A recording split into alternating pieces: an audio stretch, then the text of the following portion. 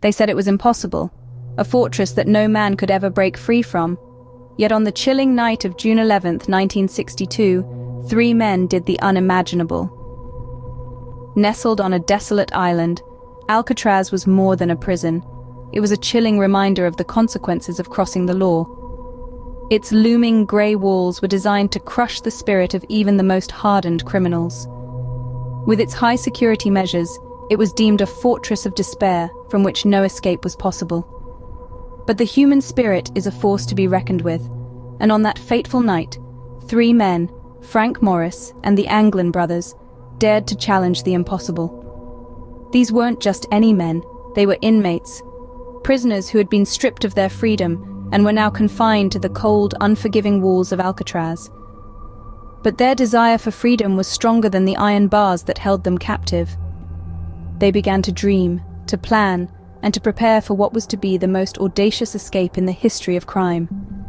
The preparations were meticulous, calculated, and daring. They began crafting dummy heads from papier-mâché, a simple yet ingenious decoy to fool the guards during their routine head count.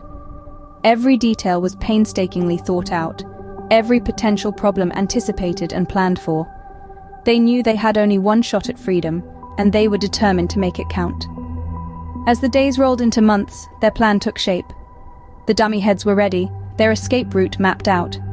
They had become masters of deception, their every move calculated to ensure their plan would go unnoticed.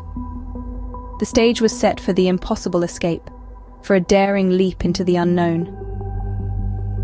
But how did these 3 ordinary men manage to outwit the most feared prison in America? Let's delve deeper into this extraordinary tale. The grand escape was no spur-of-the-moment act. It was a meticulously planned mission, crafted over 6 long months. The masterminds behind this audacious breakout were 3 inmates, Frank Morris and the Anglin brothers. Their tool of choice? None other than ordinary spoons stolen from the prison canteen. With patience and precision, they turned these innocuous utensils into makeshift chisels. Day after day, night after night, they scraped away at the grills of their cell walls. The grating sound of metal on metal was drowned out by the noise of the prison, while the guards remained blissfully unaware of the plot unfolding right under their noses. But the ingenuity of these men didn't stop there. They knew that to pull off their daring escape, they would need to buy themselves time. And so, they devised a way to fool the guards during their routine head count. The solution was as ingenious as it was simple. Dummy heads. Crude, yet surprisingly lifelike, these heads were fashioned from papier-mâché, a material as humble as their stolen spoons.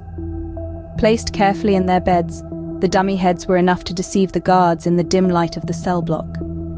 As the guards patrolled the corridors, counting what they believed to be slumbering inmates, the real prisoners were on the move. They had successfully enlarged the grill openings in their cell walls, creating a path to their coveted freedom. With the guards fooled and the first hurdle crossed, the real challenge was now ahead. The prison walls still stood between them and the outside world. Their journey to freedom had only just begun. And as they embarked on this perilous journey, they left behind a story that would echo through the ages, a testament to the indomitable spirit of man and the lengths he would go to seek liberty. The night of June 11th, 1962, was a test of courage, determination, and desperation. A heavy silence hung over Alcatraz, the notorious prison island from which no inmate was believed to have ever escaped. But that night, 3 daring inmates, Frank Morris and the Anglin brothers, were about to challenge that belief. The trio had spent an agonizing 6 months in preparation, meticulously crafting tools from stolen spoons to enlarge the grill openings in their cell walls. It was an audacious plan, but their lives, they believed, hung in the balance. The night was ripe for their escape. Once the guards' footsteps faded in the distance, the inmates set their plan in motion. With their hearts pounding against their ribs, they squeezed themselves through the makeshift openings. Every sound was a potential alarm, every shadow a lurking guard. But the desire for freedom fueled their determination. Navigating the dimly lit labyrinth of the prison, they found their way to the cell block roof. The cool night air was a stark contrast to the stifling confines of their cells. But there was no time to savor this momentary freedom. They had a daunting task ahead. Using a large pipe, they descended to the ground. The rough metal surface was a harsh reminder of the stakes. A slip, a misstep, and their attempt could end in disaster. But they persevered, driven by the tantalizing promise of freedom. The final hurdle was the barbed wire fencing, a menacing symbol of their imprisonment. With their makeshift tools, they cut through the cold, unyielding wire. Each snip was a step closer to the world beyond Alcatraz, a world they had only dreamed of for so long. As the sun began to hint at the horizon, the men vanished into the darkness. Their cells, once their world, were now just empty spaces, bearing silent witness to their audacious escape. As the sun rose on June 12th, the jail cell stood empty. The impossible had been achieved. The escape from Alcatraz sent shockwaves across the nation. But what truly happened to the audacious trio? In the days, weeks, months, and even years following their daring breakout, the world was left with more questions than answers.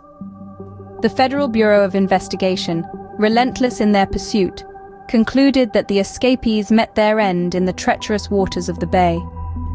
The claim was based on the discovery of a paddle floating near Angel Island, 2 life jackets washed ashore, and a bag containing personal belongings. The cold, swift currents, they reasoned, had claimed the lives of the audacious fugitives. But was that the end of the story? Sightings of the escapees and even messages purportedly from them began to surface. From a photograph allegedly showing the Anglin brothers in Brazil to mysterious Christmas cards sent to their family, the narrative of their demise was constantly challenged. The case, though officially closed in 1979, has remained a mystery that continues to captivate the world. The impact of the escape was far-reaching. It shook the very foundations of the American correctional system and raised questions about the true impenetrability of Alcatraz. This daring escape played a significant role in the decision to close Alcatraz prison. The fortress that once housed America's most dangerous criminals was no longer deemed secure. Today, Alcatraz stands not as a beacon of justice, but as a symbol of one of history's greatest escapes. Its halls echo not with the sounds of clanging bars, but with the whispers of tourists captivated by its story. The island, once a place of confinement, is now a site of intrigue and fascination. Alcatraz, the impenetrable fortress, now stands as a symbol of one of history's greatest escapes. But the mystery of the daring trio's fate continues to intrigue us even today.